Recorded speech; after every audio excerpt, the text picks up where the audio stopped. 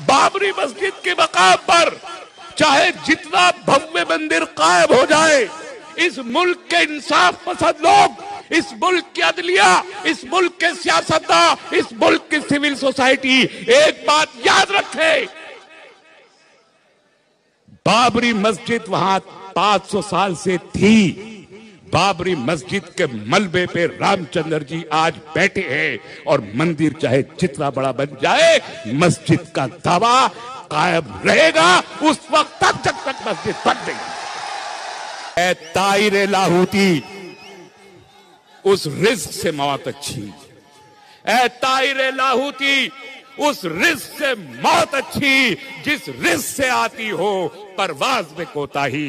मेरे नबी सल्लल्लाहु अलैहि वसल्लम ने फरमाया था कि तुम्हारी माँ ने तुम्हें आजाद चुना है, तो किस में ये जुर्रत है कि तुम्हें गुलाम बना सके।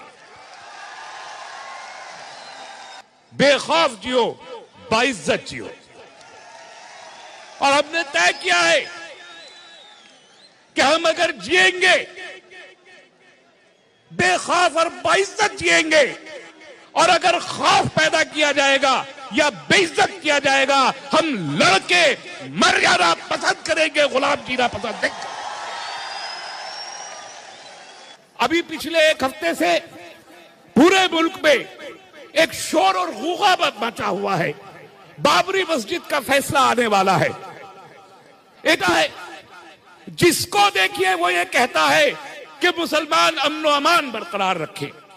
आरएसएस का पूरा कैडर, आरएसएस के चीफ से लेके नीचे उनका फुट सोल्जर तक, पुलिस, खुफिया एजेंसियां इदारों में जा रही हैं, मदारिस में जा रही हैं, मस्जिदों में जा रही हैं, मुसलमानों की लीडरशिप के पास जा रही हैं और ये कह रही हैं, जोर डाल रही हैं कि वो अपीलें जारी करें कि मुसलमान अमन व अमान बरकरार रखेंगे।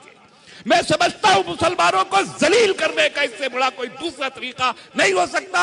हमने हमेशा अमन व अमान बरकरार रखा। इसके बाद भी अगर हमसे कहा जा रहा है कि अमन व अमान बरकरार रखो, तो इसका मतलब पूरे मुल्क को यह बताया जा रहा है कि मुसलमान फिसादी है, टेररिस्ट है और ये चाहते हैं कि इस मुल्क में बदअमनी पैदा हो, जबकि सच ये है 6 दिसंबर 1992 को बाबरी मस्जिद शहीद हुई।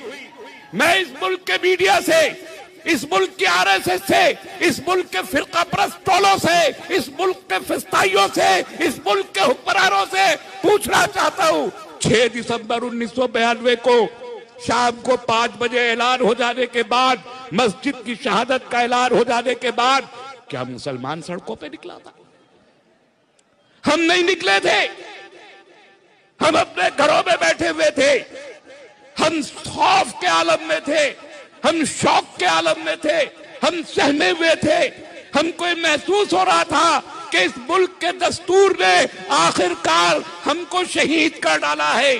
हमने मातम मनाया था, हमने तशद्दुद नहीं किया।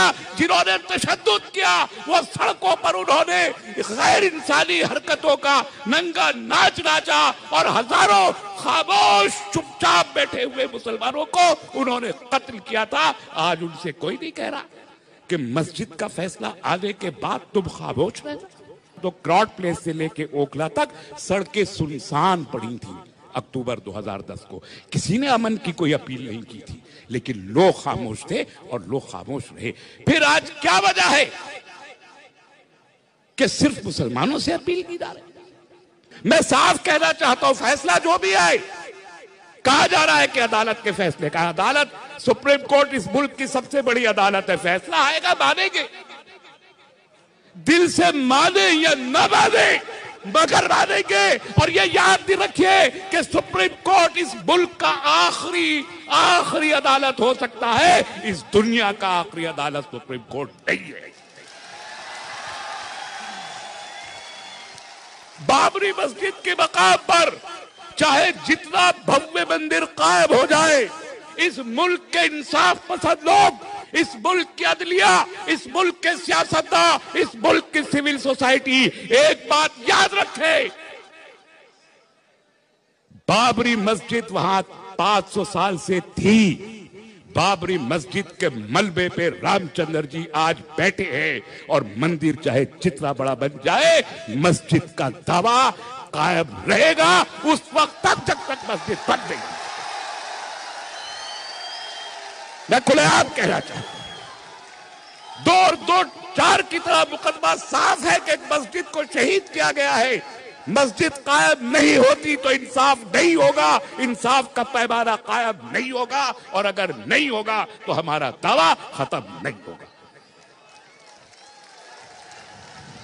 ایک بات یاد رکھی جائے، ہمارے حلق تھوک گئے پچھلے 10 سال میں یہ کہتے کہتے کہ سپریم کورٹ کا جو فیصلہ آئے گا وہ ہمارے خلاف بھی ہوا تو ہم اس کو قبول کر لیں گے. ہمارے تمام اکابرین کہتے چلے آ رہے ہیں، لیکن آج تک میں نے سینکڑوں ڈیبیٹ اٹینڈ کی ہیں. آج تک کسی RSS کے آدمی نے، کسی وشو ہندو پریشد کے آدمی نے، کسی BJP کے آدمی نے، کسی بھی فسطائی ٹولے کے شخص نے آج تک ایک مرتبہ یہ نہیں کہا کہ اگر عدالت کا فیصلہ مسجد کے حق میں اور مندر کے خلاف آیا تو وہ بھی اس فیصلے کو اسی طرح قبول کریں گے. آج تک نہیں کہا. آج کہتا ہوں کہ کہیے کھل کے کہیے کہ فیصلہ مندر کے خلاف آیا تو یہ فسطائی ٹولہ اس کو قبول کرے گا. کھل کے کہیے، میں اپیل کرتا ہوں. آپ نہیں بولنا چاہتے، ہم سے بلوانا چاہتے ہیں. میں عقابی روح بیدار ہوتی ہے جب نوجوانوں میں نظر آتی ہے ان کو اپنی منزل آسمانوں میں.